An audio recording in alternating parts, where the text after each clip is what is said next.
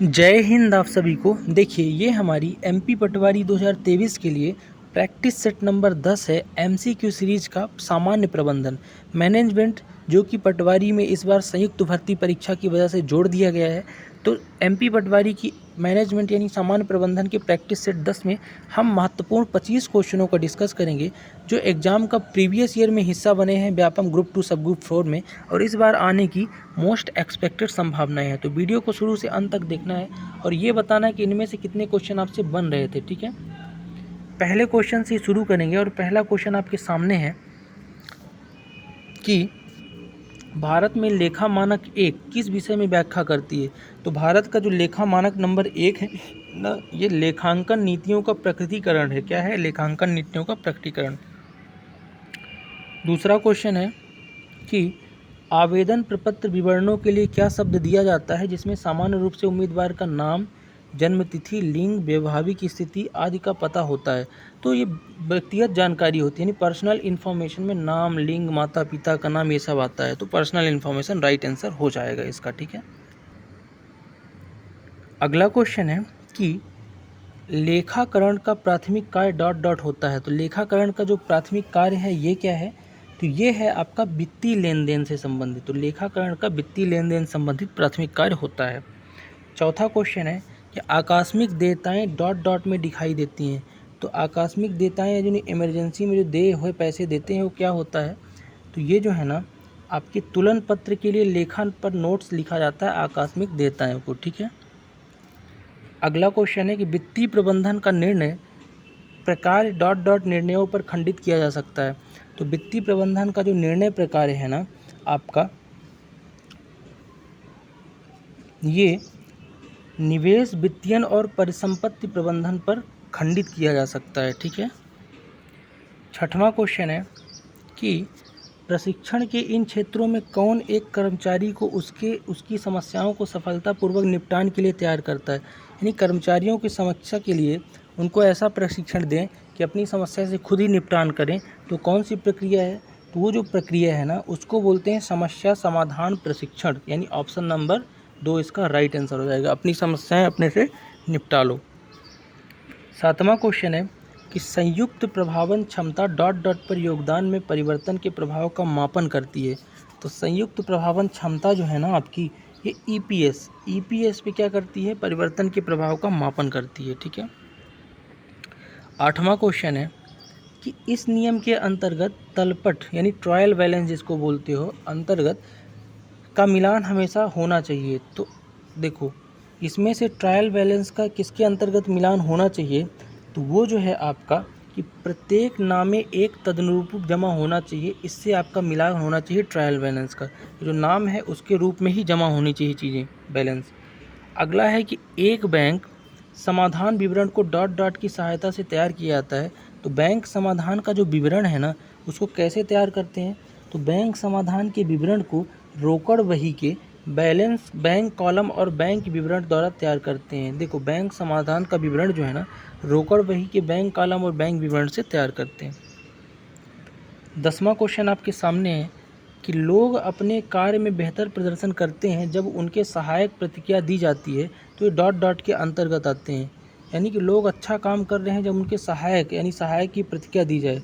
तो किसके अंतर्गत आता है? ये चीज़ जो है ना, संबंधन की आवश्यकता के अंतर्गत आता है। जब वो और उनके सहायक का संबंध अच्छा होगा तो प्रदर्शन भी अच्छा करेंगे। ठीक है,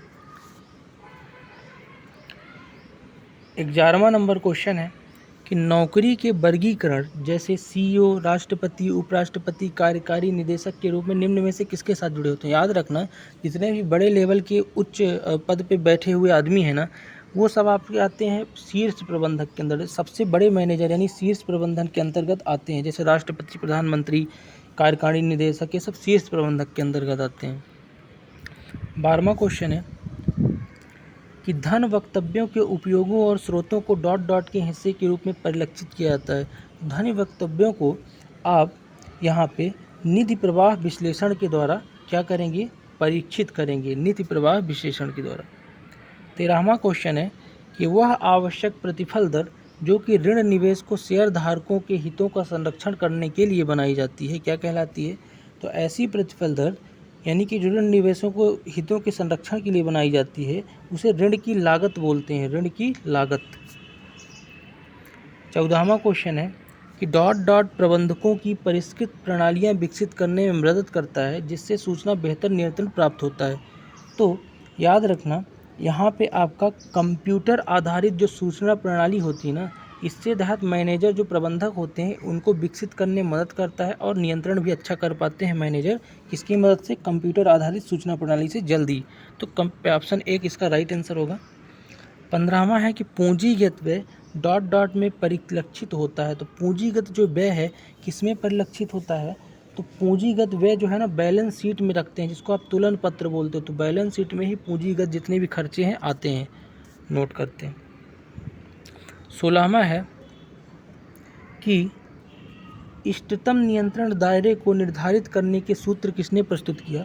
तो नियंत्रण इष्टतम यानी अच्छे नियंत्रण दायरे को निर्धारित करने का जो सूत्र है ना, ये दिया था आपका वी.ए. ग्रेक्यूनास ने। तो वी.ए. ग्रेक्यूनास इसका राइट आंसर होगा। 17वां क्वेश्चन है कि निम्नलिखित में से कौन सा कथन सही नहीं है? देखो, तो इसमें से जो मुद्रा का कालांतर मूल्य नहीं होता ये कथन गलत है। मुद्रा का कालांतर मूल्य होता है, यानी कि गलत हो जाएगा कि ये नहीं होता कह रहा है। तो मुद्रा का कालांतर मूल्य नहीं होता ये गलत बात है, यानी होना चाहिए कालांतर मूल्य, ठीक है। बाकी ये सब सही है ही। तो मुद्रास्फीति की वजह से समय के साथ मुद्रा का मूल्य कम होता है, बहुत सही बात है। मुद्रा मूल्य में कमी के कारण व्यक्ति की भविष्य में तुलना वर्तमान उपभोग करना पसंद करता है, ये भी सही है। मुद्रा का मूल्य अलग अलग समय पर बिंदुओं पर अलग होता है, ये भी सही है। मुद्रा का मूल्य अलग अलग होता है, तो ये सब सही हो जाएंगे। 18वां देखेंगे, निम्नलिखित में से कौन सा निधि का स्रोत है? तो निधि का स्रोत बताना है। तो इनमें से आपका जो उपरोक्त सभी हो जाएगा निधि का स्रोत, यानी केवल इमारत की बिक्री, शेयर जारी करना, लिया गया सावधि ऋण, ये सब निधि हैं, ठीक है। अगला है एक अनूठा प्रतीक जो कि ब्रांड का एक हिस्सा होता है डॉट डॉट के रूप में जाना जाता है।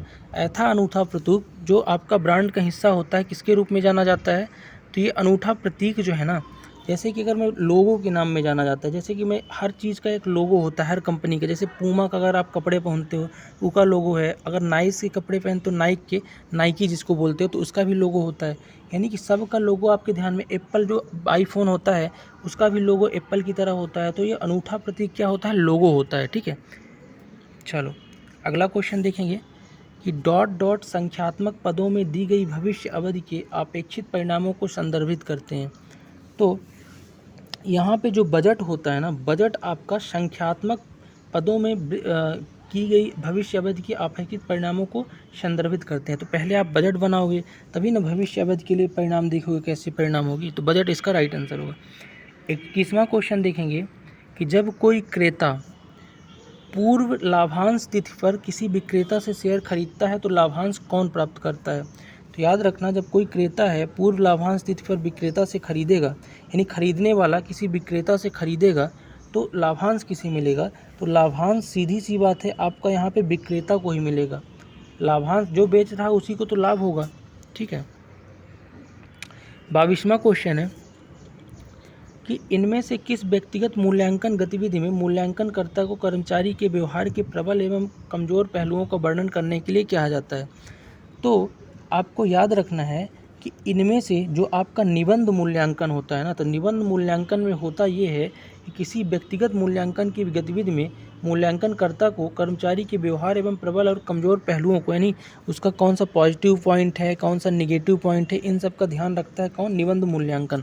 जब कभी भी निबंध किसी के ऊपर मूल्यांकन का पूरा निबंध बनाते हैं। अगला क्वेश्चन है कि डॉट डॉट प्रबंधन शैली उत्पादन के प्रति निम्न सरोकार लोगों के प्रति निम्न सरोकार द्वारा परिलक्षित होती है।